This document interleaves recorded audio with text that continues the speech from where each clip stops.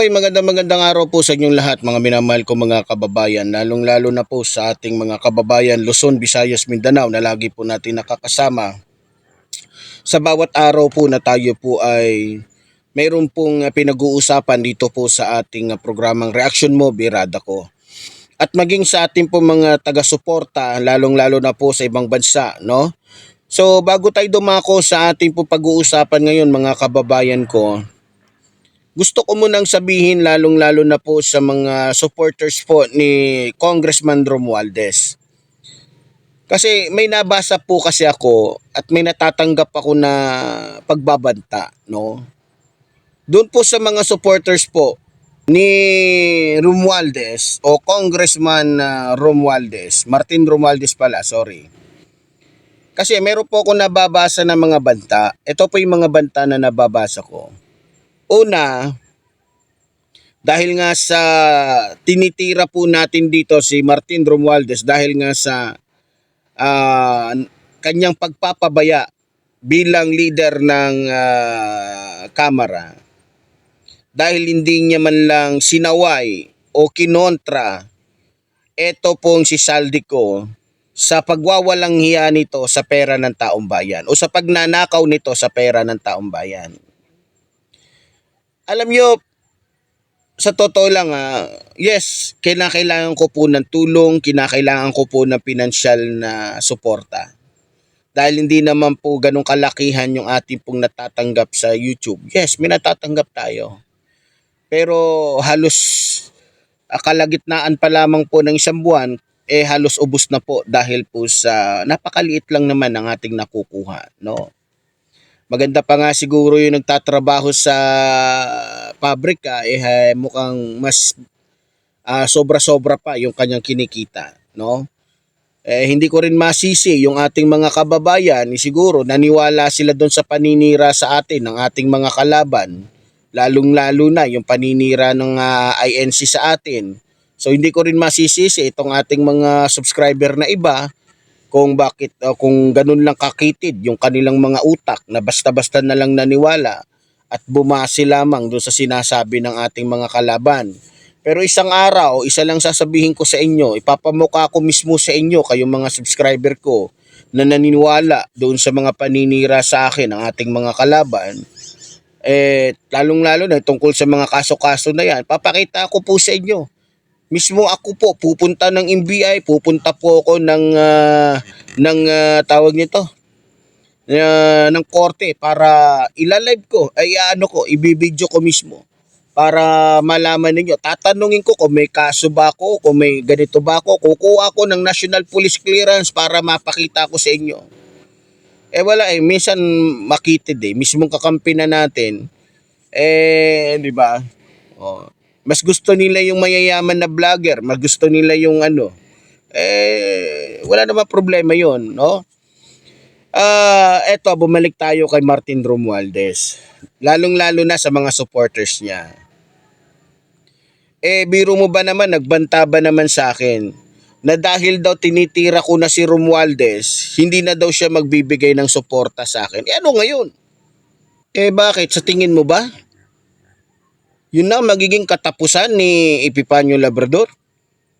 Kung hindi ka magbibigay ng tulong sa akin? Ano naman ngayon kung maghirap ako? Kung magdusa ako? Kung magutom kami? Dahil sa naninindigan ako? Hindi ako bayaran Ngayon, kung gusto mong, ang ibig sabihin mo, para ipagpatuloy mo lang yung suporta mo sa akin, yung pagbibigay mo sa akin ng tulong, wag lang tirahin si Romualdez sa kanyang katolonggisan, sa kanyang kawalang silbing speaker, di bali na. Tulad nga ng sinasabi ko mga kababayan, eto nga gusto ko lang linawin sa inyo. Inaamin ko, mahirap ako, nangangailangan ako ng tulong, nangangailangan ako ng suporta ninyo. Dahil mainit na ako sa mga kalaban. Pero hindi ibig sabihin nun na pwede nyo nang bilhin yung prinsipyo ko. Pwede nyo na akong gawing aso, pwede nyo na akong gawing laruan, pwede nyo na akong gawing robot na sumusunod lang sa kagustuhan ninyo. Kaya nga, sige, Alam nyo, kung mukhang pera lang ako, hindi ko kailangang tirahin si Romualdez eh, kung pera lang hanap ko eh. Kung pera-pera lang ang batayan natin dito eh. 'Di ba? Yes, aminado ko.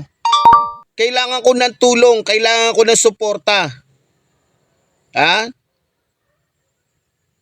Pero kung maghihirap man ako, kung magdurusa man ako dahil sa paninindigan ko para sa taong bayan, gagawin ko.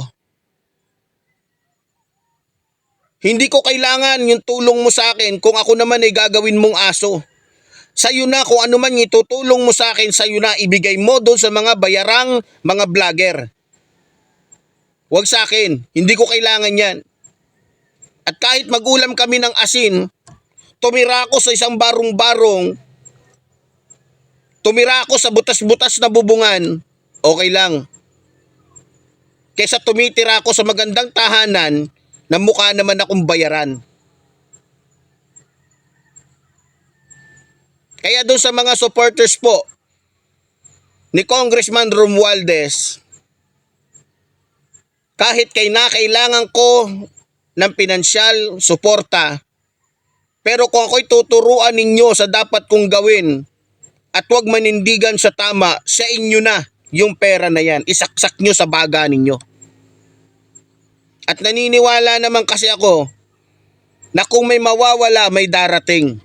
At naniniwala ako na marami ako magiging kaisa na mas higit pa sa inyo, na mas makakatulong sa programang ito. Nakita nyo naman, hanggat nakikita ko mabuti, maayos, makadiyos, makatao si PBBM, tingnan nyo. Wala akong natatanggap ni piso dyan. Nakita nyo naman na halos malagay sa panganib ang buhay ko para lang ipagtanggol si PBBM.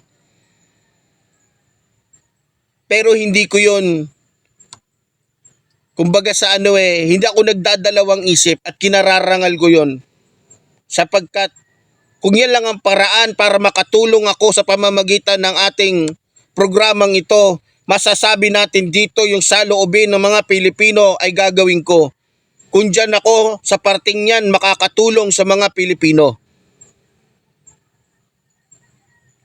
Alam nyo, sabi ng iba, ng mga supporters ni Martin Romualdez, wag daw si Martin Romualdez ang tirahin.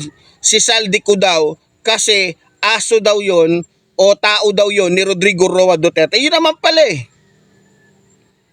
Sa umpisa at umpisa, alam nyo nga na si Romualdez ay si Saldico ay tao ni Rodrigo Roa Duterte. May nakita din ako sa video o sa post ng iba na magkasama nga sila. O bakit? Sa simula't-simula pa lang.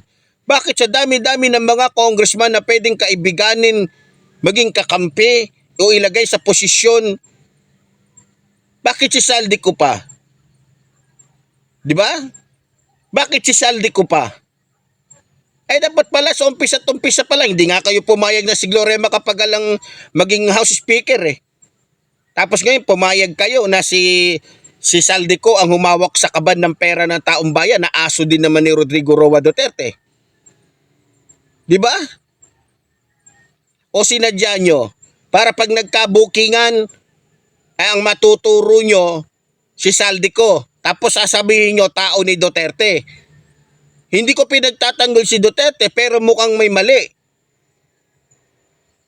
Mukhang nangyayari, sinadyang ilagay si Saldico na tao ni Duterte para pagka nagkasabit-sabit na, nagkabistuhan na, di ba? Sabi ko nga, tayo'y naglilingkod sa taong bayan, sinisikap natin na maging parehas tayo. Sinisikap natin na tayo ay o maging makabuluhan ng programang ito para sa mga Pilipinong naniniwala at nakakasama natin sa pakikipaglaban natin dito. Ngayon, kung sinasabi ni Martin Romualdez na wala siyang kasalanan, bakit hindi ko siya nakikitaan ng porsigido na hanapin, kausapin si Saldico para ipakita sa taong bayan na wala nga siyang kinalaman kundi si Saldico lang? Pag nabigyan nyo ko ng isang patunay na talagang walang kasalanan si Martin Romualdez, Yes, titigil ako sa pagbabatikos sa kanya. Pero hanggat hindi ko nakikita na mismong siya ay porsigidong makita o mahanap si Saldico, natural. Dahil siya ang kumbaga nangangalaga noon o kumakatawan noon sa kamera, dapat siya talaga ang sisihin dahil naging irresponsible siya sa kanyang tungkulin. Katungkulan niya unang-una bantayan yung kaban ng taong bayan bilang pinuno ng kamera. Anong ginawa niya? Natulog sa pansitan? Anong gusto ni Martin Romualdez ibintang sa aming mahal na Pangulo? Hindi ako papayag dyan. Unang-una, ang laging magkakasama, ang laging si Saldico at si Martin Romualdez. Ngayon, idinadamay na ng iba, sinasabit ng iba yung pangalan ng ating mahal na Pangulo, tahimik lang si Romualdez, wala siyang sinasabi. Parang gustong-gusto niya talaga, parang ang tingin ko parang gustong-gusto niya, naririnig niya na kay Pangulong Ferdinand Marcos Jr. sinisisi yung lahat ng nangyayari ngayon. 'Di ba? Nakita niyo kung paano ko pinaglaban si Martin Romualdez. Nakita niyo naman yan. Saksi kayo kung paano ko pinaglaban yung congressman na yan. Paano ko hinangaan yung congressman na yan. 'Di ba? Kaya doon sa mga Maka Martin Romualdez, pasensya na kayo. Ako'y naninindigan lamang sa tama. Pero kung tatanungin niyo ko kung ako ba'y naninindigan sa ating mahal na Pangulo, yes. Kasi walang mali Wala akong nakikitang mali sa kanya.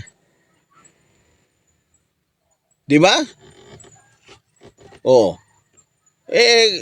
Sa totoo lang, doon sa mga supporters ni Martin Romualdez, nagalit sa akin at nagbabanta na hindi na magbibigay ng suporta, salamat po. Pero ganun pa man, salamat sa minsan na pagbibigay ninyo sa akin ng suporta. Pero hindi ko pagpapalit ang aking paninindigan sa ibibigay ninyong pera. Pasensya na ho. Mas titiisin ko pang magutom. Mas titiisin ko pang sumakit yung sikmura ko dahil sa gutom. Kaysa tanggapin yung pera ninyo at magbulag-bulagan ako sa katotohanan. Yan lang masasabi ko. 'Di ba? So pasensya na po kayo.